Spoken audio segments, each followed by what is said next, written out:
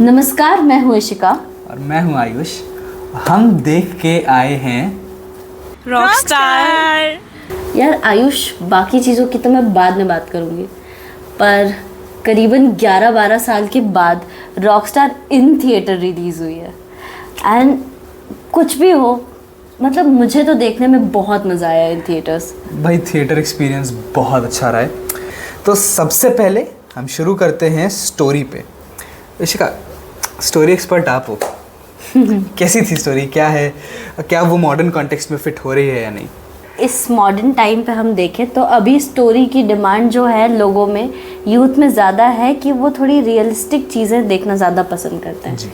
But अगर हम जाए थोड़ा सा इसके सिनेमैट में ना, तो स्टोरी से ज़्यादा इसकी सिनेमैट में एक चीज़ थी, जो लाइटिंग, जो अरेंजमेंट थी चीज़ों के, वो इतनी ज़्यादा अट्रैक्टिव है कि उसको एक थिएटर एक्सपीरियंस सब कोई करना चाहते हैं। क्योंकि टीवी पे बहुत बारी देखा है, बट वो टीवी पे वो एक्सपीरियंस नहीं आता जो इन थिएटर्स आता है। वो इनकैप्सुलेशन नहीं हो पाता है इमोशंस का। आजकल हम जो देख रहे हैं ना, बहुत ही कॉमर्शियलाइज्ड लव स्टोरीज बन रहे हैं। तो उन कॉमर्शियलाइज्ड लव स्टोरी से, जैसे अभी वो आपकी शाहिद कपूर जी की फिल्म आई थी रोबोट से प्यार वाली, जो भी है उनकी, मतलब वो एक नेचुरल एलिमेंट मिसिंग है। Boy meets girl, girl meets boy, both fall hopelessly in love. वो एक एक्सपीरियंस करने को इतने टाइम बाद थिएटर में मिला है। वो चीज़ it stands true above all. एक एजलेस चीज़ है, टाइमलेस चीज़ है वो। काफ़ी लूप होल्स भी है।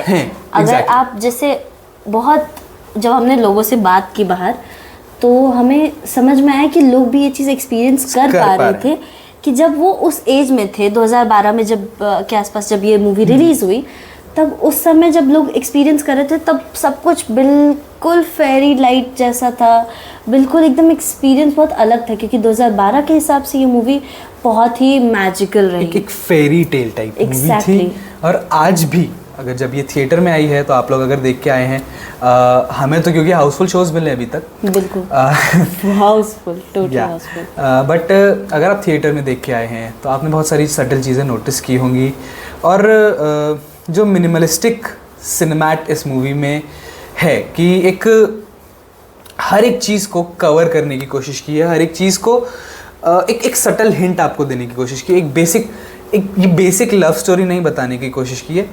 आपके मन में आप जैसे जैसे मूवी प्रोग्रेस करेगा, एक हॉलोनेस रह जाता है कि ठीक है, हाँ अब क्या होगा, अब क्या होगा, अब क्या होगा। वो एक क्यूरियोसिटी है। इवन दो हज़ारों बार शायद अगर आप एक फ़ैन हैं तो आपने देखी होगी वो मूवी, बट एक वो क्यूरियोसिटी है, अब क्या होगा, अब क्या होगा, अब क्या होगा।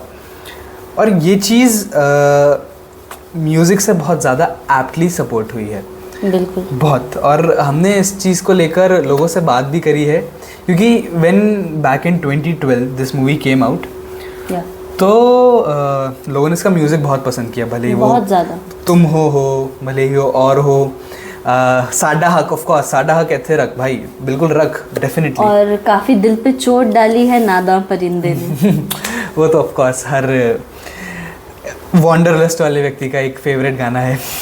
तो बट मेरा आपसे एक सवाल है शिका, इसके बाद हम थोड़ा ऑडियंस की तरफ को बढ़ेंगे। आपका फेवरेट गाना कौन सा था इस मूवी का? मेरा फेवरेट गाना एक्चुअली नादा परिंदे ही था। मैं बहुत छोटी थी, बट स्टिल मुझे वो गाना बहुत ज़्यादा पसंद रहा। और पता नहीं क्या टूट गया था मुझ में उस बचपन के दौर में, बट अभी तक उस गाने में वही सेम फील, वही सेम दर्द है। बहुत ज़्यादा दर्द है, जो दर्द नहीं होगा आपकी ज़िंदगी में, आप वो एक्सपीरियंस कर सकते हैं। आपको वो हिट करेगा वो गाना उस लेवल पे। ये तो था इशिका की पसंद का गाना। देखते हैं कि लोगों को कौन से गाने इस मूवी से पसंद आए हैं। चलिए जानते हैं लोगों से ही। मेरा फेवरेट शुरू से इस मूवी का और हो गाना है। म्यूज़िक तो obviously music is the magical touch that brings more magic into the movie, I guess. तो तुम ही हो पास मेरे साथ मेरे, I think that makes everything, I think that's the soul of the movie. I think the favorite song will be Tum Ho Paas Mere. That is the song I really like, and that hits differently. Yeah. नादा परिंदे मेरा तो है तुम हो आस मेरे पास मेरे, it is very favourite of mine. तुम हो तो भाई मेरा भी फेवरेट गाना था उस टाइम पे, और आज भी इट्स एन एजलेस क्लासिक भाई, बहुत True. एकदम मतलब मस्त गाना है। थोड़ा सा इशिका, मैं चाहूँगा कि ऑडियंस को स्टोरी के बारे में अगर हम बता दें तो। क्या मतलब आप स्पॉइलर अलर्ट की बात कर रहे हो? बिल्कुल स्पॉइलर अलर्ट की बात, तो story expert please take over. देखिए बेसिकली इस स्टोरी में सबसे बड़ी चीज़ ये थी आयुष कि जो जॉर्डन है, जिनका असली नाम इस मूवी में रहता है जनार्दन, कूल लगने के लिए उनका नाम बदला जाता है ऑब्वियसली। सो उनको ये एडवाइस मिलती है कि उनके गाने में वो दर्द नहीं है और उस दर्द के लिए उनका दिल टूटना बहुत ज़रूरी है। तो सफ़र वहाँ से शुरू होता है कि मुझे मेरा दिल तोड़वाना होगा ताकि मेरे गाने में दर्द आए। टूटे ही दिल से सुर निकलता है। 2 जाता है कि एक बहुत फेमस डायलॉग है इस मूवी का, कुछ भी हो जाए मेरा दिल नहीं टूटना चाहिए। ये एक बहुत बड़ा ट्रांजिशन था इस मूवी में कि कहाँ वो अपना दिल तोड़वाने निकला था और जब उसका दिल सच में टूट रहा होता है, वो इस चीज़ के लिए भीख मांग रहा होता है कि मेरा पैसा, मेरी दुनिया, मेरा सब कुछ ले लो पर मेरा दिल नहीं टूटना चाहिए।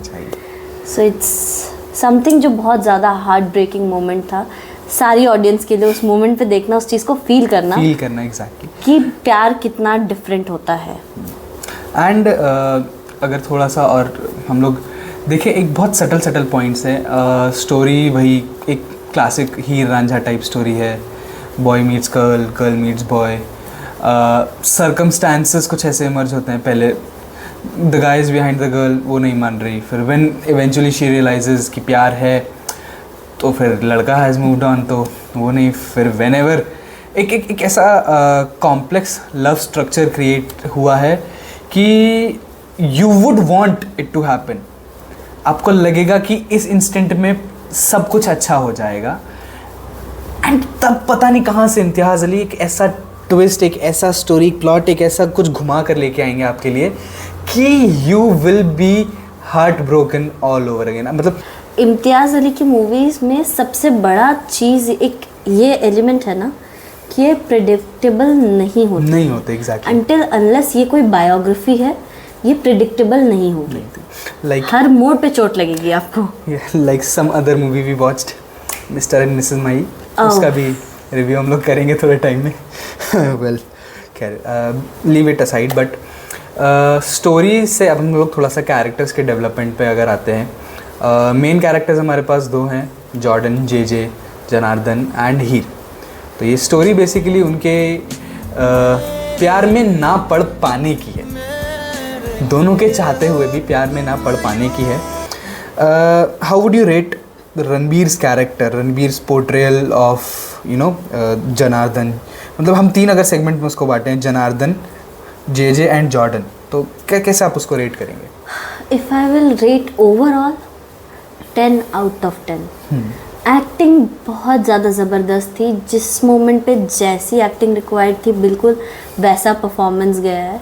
और उस समय पे जब मैं रणबीर कपूर फ़ैन नहीं थी, मेरे लिए वो था जब मैं उसकी फ़ैन बन गई।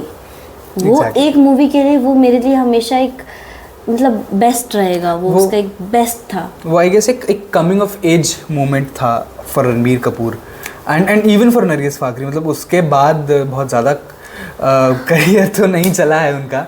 नरगिस की एक्टिंग अगर आप रेट करना चाहें तो आप कितनी करेंगे? I would give her a solid 8/10। कहीं पे किसी पॉइंट पे थोड़ा सा एक्सप्रेशंस कम दिखे। मतलब कुछ ऐसा है कि at some points she is way too expressive, you would feel like okay she is the best actor, but at some points you would feel कि she is not able to give her all. तो वो एक fluctuation जो acting में आया वो मुझे थोड़ा सा खला, बट उसके बावजूद भी this movie gave us a lot of favourite moments. Yes, मेरे हिसाब से इम्तियाज़ अली का ये वाला जो भी स्टार कास्ट था काफ़ी बढ़िया था इस मूवी के लिए। चॉइस अच्छी थी स्टार कास्ट की, भले ही वो पीयूष मिश्रा को लेना हो, खटाना भाई का कैरेक्टर, एक गॉड पेरेंट का कैरेक्टर जो आपको देखने को मिलता है। मेरा favourite character apart from the protagonist, of course वो तो सभी को पसंद आते हैं, बट मुझे वो उनका कैरेक्टर इसलिए पसंद आया कि from rock bottom to mountain height to rock bottom back again to being the best in his field, Khatana भाई never left Jordan's side. He knew him from Janardhan. He was there when he was trying to be JJ, and he was there when he finished with Jordan. तो मेरे favourite moments कुछ उन्हीं के साथ हैं, पर मैं अपने फेवरेट मोमेंट्स बता के आपको बोर नहीं करूँगा. हमने कुछ लोगों से भी बात की है, तो उनके फेवरेट मोमेंट्स जानते हैं कि उन्हें क्या पसंद आया है, जानते हैं उनकी वाणी उन्हीं की ज़ुबानी. रणबीर के कैरेक्टर में वो लड़कों वाला पागलपन, वो कॉलेज लाइफ, वो डायलॉग जो था रणबीर का कि तू और मैं मिलकर रॉक कर देंगे, तो वो वाला चीज़ अभी भी सेम चलता है गाइस. वो एक बहुत हार्ट ब्रेकिंग मोमेंट होता है when Ranbir Kapoor in his character loses the female character, और वो बहुत ही हार्ट टचिंग मोमेंट में स्टेज शो करता है. And there is a dialogue that comes over for Rumi and it says कि सही गलत के पार इस दुनिया में एक जगह है और वहाँ मिलूँगा मैं तुम्हें. So the soul has left and the love is still there and the guy is still looking for that love and is looking forward to meet her somewhere. So I think that's very touching. I think the bond and the chemistry they shared, like the Jordan and Heer share, I think that is that I connect somewhere, or I can literally feel that it is something that it's a genuine. जब बात हम लोग cinematics की कर रहे हैं तो आयुष, बात हम जोक्स की भी करेंगे. इस मूवी में जर्क्स को बहुत अच्छे से हैंडल किया गया है, क्योंकि मूवी चलती है फ्लैशबैक से. एकदम से ऐसे खट खट खट खट सीन्स आ रहे हैं जहाँ पे पहले प्रेजेंट टाइम चल रहा है, फिर बैक जा रहे हैं हम लोग फ्लैशबैक पे, फिर प्रेजेंट टाइम, फिर बैक जा रहे हैं फ्लैशबैक पे. तो जर्क्स पता ही नहीं चलते हैं. तो ये एक बहुत बड़ा मतलब बोलते हैं ना सिनेमैटिक, बहुत ज़्यादा मास्टरमाइंड स्ट्रोक था. एक बहुत सिनेमैटिक एक्सपीरियंस अच्छा मिला, क्योंकि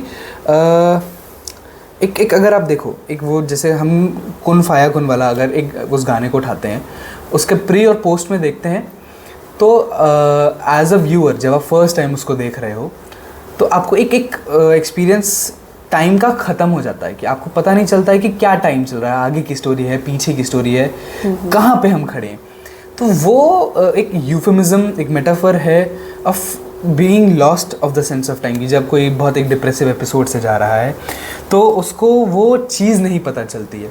तो ये बहुत छोटी छोटी चीज़ें हैं जो आप नोटिस करेंगे कि एक्सपीरियंस देने की कोशिश करी है ऑडियंस को, more than trying to sell a story. क्योंकि ये देखिए स्टोरी, लेट्स फेस इट, वही classical Heer Ranjha type story है, but Imtiaz Ali, the Imtiaz Ali touch, जिसकी हम लोग शुरू से बात कर रहे हैं, द इम्तियाज़ अली टच जो है वो बहुत इस फिल्म को उसने बनाया है, उसने बिगाड़ा है, जैसे भी किया है, बहुत कंस्ट्रक्टिव चीज़ वहाँ पर लेकर आए हैं. एंड सिर्फ मैं नहीं बोल रहा हूँ, हमारी जनता भी बोलती है, आप खुद सुन लो. वेल इम्तियाज़ अली की जो डायरेक्शन है वो मुझे बहुत अच्छी लगती है, और इम्तियाज़ अली जब रणबीर कपूर को कास्ट कर रहे हैं, so it is something that can not be missed, so that's why I am here. Well, I would say Imtiaz Ali and his direction, it's magical and I just loved it, and I can watch Rockstar anytime and it creates another level of magic, so yeah. The show is going literally houseful and everything is going well in the theater, and I would really like to see more of them film like from Imtiaz Ali, to be very honest. Ayush, अगर हम लोग cinematics की बात कर ही रहे तो I don't know बहुत लोगों ने ये चीज़ नोटिस की है या नहीं की है, पर मैं एक सीन के बारे में बात करना चाहूँगी जो मेरा सबसे फेवरेट है, और उस सीन पे मैं भी रोई थी. हाँ, मैं जब देखती हूँ तब रोती हूँ उस सीन पे. वो सीन कुछ ऐसा होता है कि जब जॉर्डन एकदम बीच इन मिडल ऑफ लव होता है, तब वो हीर को बोलता है कि तू मेरे गिटार जैसी है. और एंड के सीन में मूवी के वो गिटार जलती हुई दिखाई जाती है. किस तरह से उसका प्यार शैटर हुआ है और किस तरह से हीर उसकी लाइफ से जा चुकी है.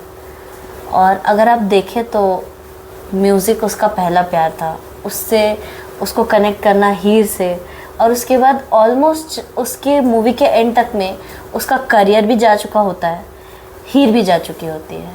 और उस तरह से एंड करते करते जब गिटार जलता है बहुत कम लोग हैं जिन्होंने ये नोटिस किया है, बट जब अगली बार आप ये मूवी देखना तो ज़रूर नोटिस करना, यू कैन फाइंड इट।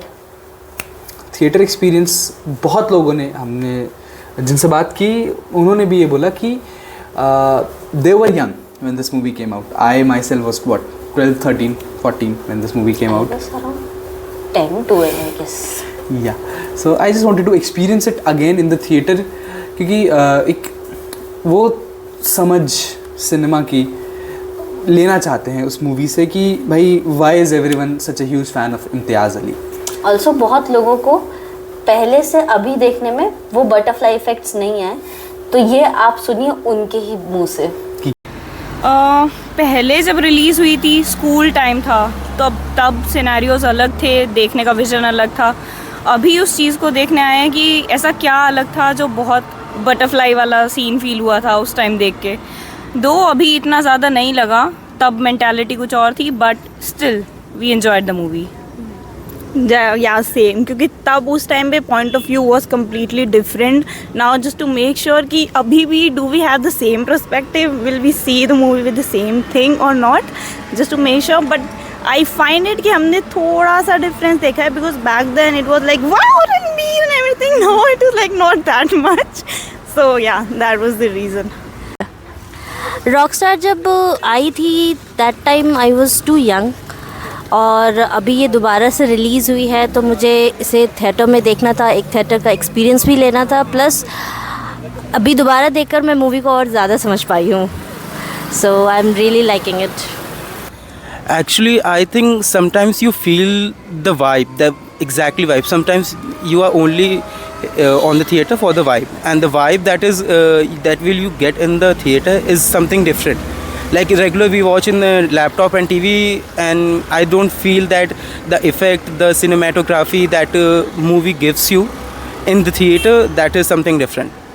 तो ये कुछ थे मिक्स्ड रिव्यूज़ पब्लिक के, जहाँ पे वो लोग कुछ बात कर रहे थे कि कुछ लोगों को ये काफ़ी पसंद आया, कुछ लोगों को रियलिटी चेक मिला है। तो अगर रियलिटी चेक की बात करें तो इसमें आयुष आपको बताएंगे एक रियलिटी चेक इस मूवी के बारे में।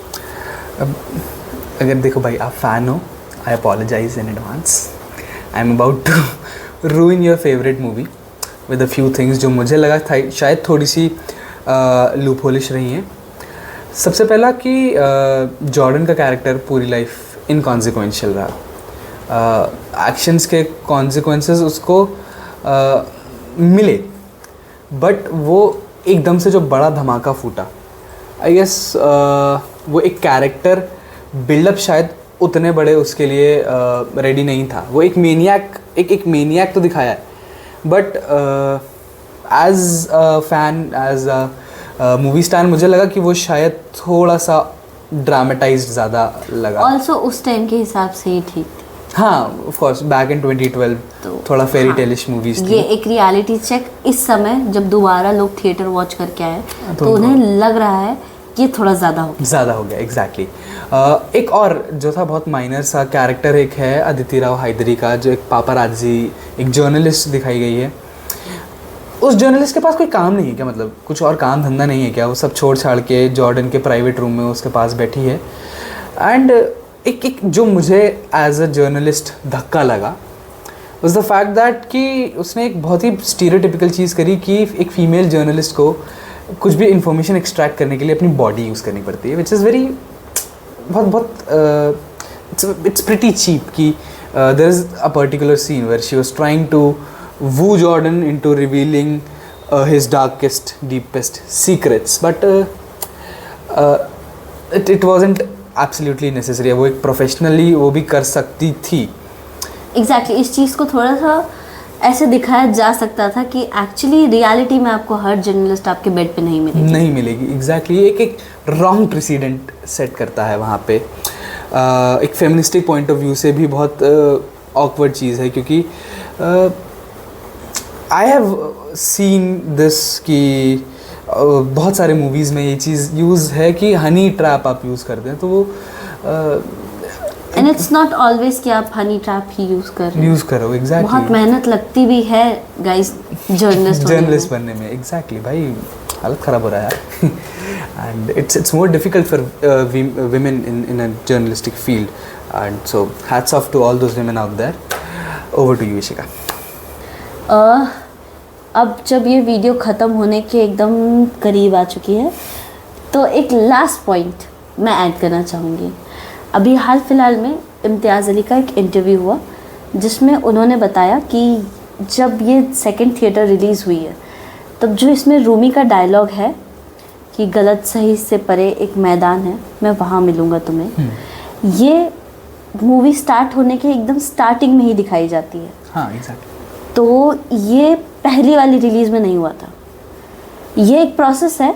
जब इम्तियाज़ अली बता रहे थे कि अपने इंटरव्यू में कि उन्होंने मूवी रिलीज़ होने के बाद ये रियलाइज़ किया कि ये पूरी स्टोरी रिवॉल्व करती है इस एक लाइन के अराउंड जो इन्होंने यूज़ की, जो रूमी की है, जो एक रूमी के पोइट्री से उठाई हुई एक लाइन है। तो उन्होंने कहा कि उन्हें बहुत लोगों को समझाते समझाते कि इस मूवी का जिस्ट क्या है एक्चुअली, उन्हें खुद को रियलाइज़ हुआ कि एक्चुअली वो तो यही लाइन कन्वे करना चाह रहे थे इस मूवी के थ्रू कि एक है मैदान जहाँ पे ये स्टोरी कंप्लीट होगी पर अभी इस प्रेजेंट वर्ल्ड में नहीं हो पा रही है। तो इसीलिए उन्होंने जब ये सेकंड रिलीज़ हुई है उसमें इस वाले लाइन को स्टार्टिंग में लगाया है। So that's all for today's video. Well, Ishika ने ऑलरेडी एंड कर दिया है। ये थी हमारी थोड़ी सी लंबी दो टूक। अगर फाइनल रेटिंग मैं दूं तो मेरे तरफ से a solid 8.5/10। 10 out of 10।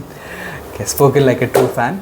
But हाँ, एक अच्छा सिनेमैटिक एक्सपीरियंस है। अगर आप अच्छे गानों के लिए, एक अच्छी स्टोरी के लिए, एक द इम्तियाज़ अली इफ़ेक्ट के लिए अगर आप जाना चाहते हैं तो दोबारा ज़रूर देख कर आइए ये movie.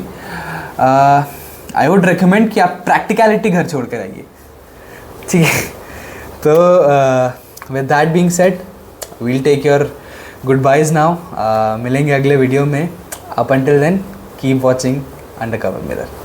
Also don't forget to subscribe, follow and share for more such videos.